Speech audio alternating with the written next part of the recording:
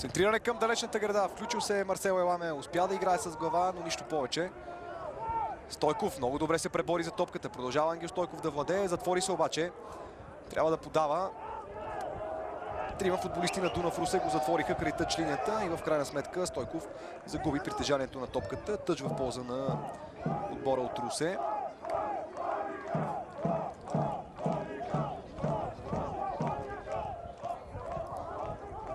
Веселин Пенев играе с глава. Отново Веселин Пенев.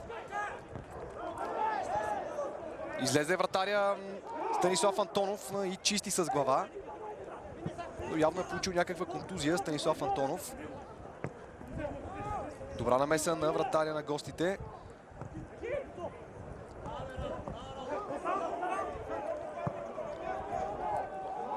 Отново подаването е към Росен Каптиев. Еламе увисна. Каптиев задържа топката. Росен Каптиев тръгва да лъже Марсел Еламе. Много елементарно загуби Росен Каптиев от Еламе. Много по-здрав физически е Марсел Еламе от Росен Каптиев.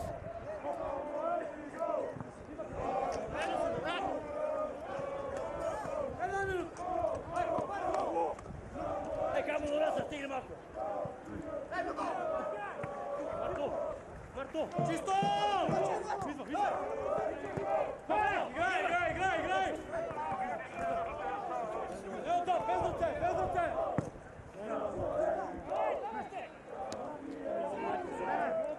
Дай ми сма! Кой имате?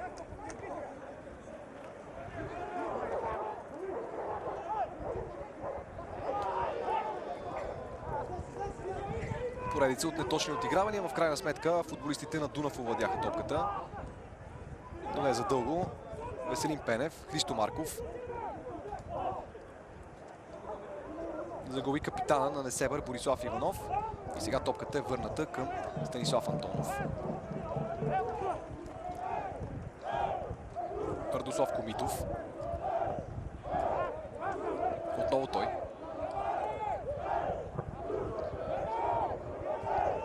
Цирков. Подаване към Каптиев. Срещу него отново е Марсел Еламе. Каптиев спечели ъгълов удар.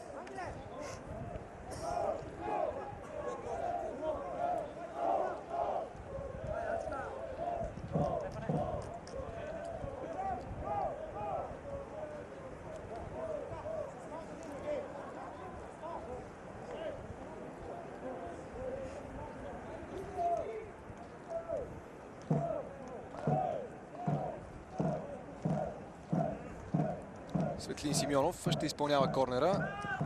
Центриране на Светлин Симеонов. Вратаря Свилен Симеонов излезе и улови топката. Освен всичко друго има и нарушение срещу него.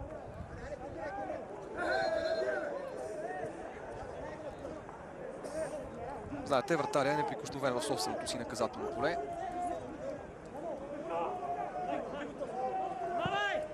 Една от последните възможности на Несебър да организира опасна атака през първото полувреме. Влязохме вече в добавеното време на първата част. 0-0 е резултата между Несебър и Дунав Русе. Гостите пропуснаха 3 много добри положения пред вратата на Свилен Симеонов.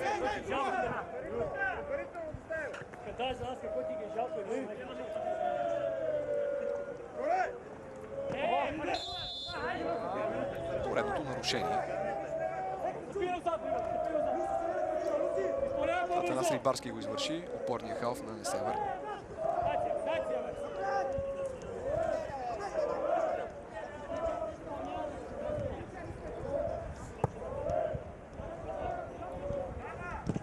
Еламе остави за Веселин Пенев, който чисти.